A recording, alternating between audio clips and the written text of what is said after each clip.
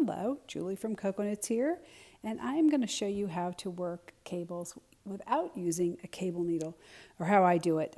This is my new Quinn pattern, and a lot of these cables are just crossing 2 stitches over 1 purl or crossing 2 stitches over 2 stitches.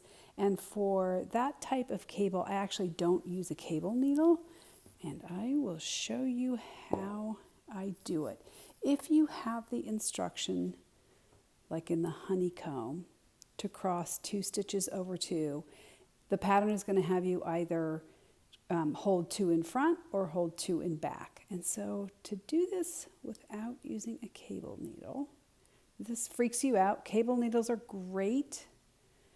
You can use them, but if you want to try not using one, if the instruction is to slip 2 stitches onto a cable needle and hold them to the front of the work, what you're going to do is basically keep them to the front. So you're going to go behind them and just get these next 2 stitches off onto your needle. And once you've got them on your needle, slip everything off and then catch these 2 that you slipped off.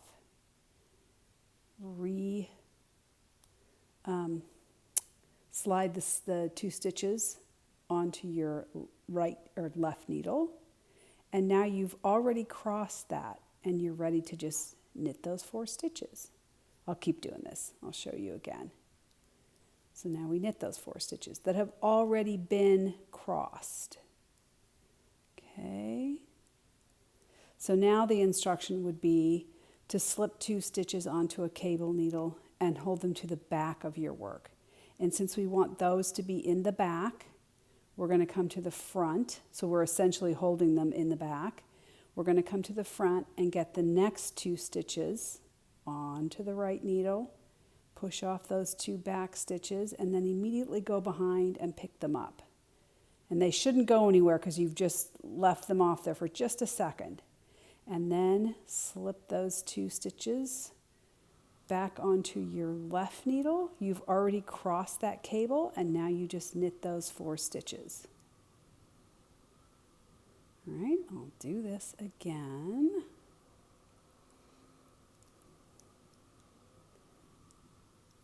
I know it seems kind of scary at first, but once you get the hang of it. All right, so again, if my instruction is to slip 2 stitches and hold them to the front of the work, that means I'm going to go behind, so that they're essentially being held in the front. I'm going to go behind my work and get the next 2 stitches, or if it's a cross 2 over 1, you'd just be picking 1 stitch here. I'm going to get my needle into those next 2 stitches, slip these guys off my left needle, and immediately pick them back up with my left needle. Slip the 2 stitches back over to the left needle. Now you've pre-crossed that cable, and now you just knit them. And I'll do one more going the other way. Like I say, if your instruction is to take off a couple stitches and then purl one of the stitches, you can do that too. But this is all knit. So now this one would be slip 2 stitches onto a cable needle and hold them to the back of the work.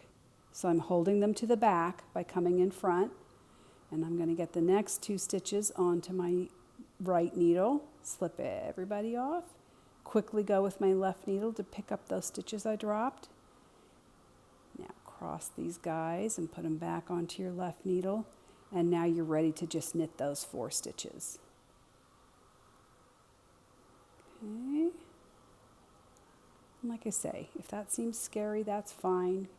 Please do use a cable needle if you want to, but especially if you have wool that's not super slippery, this works pretty well.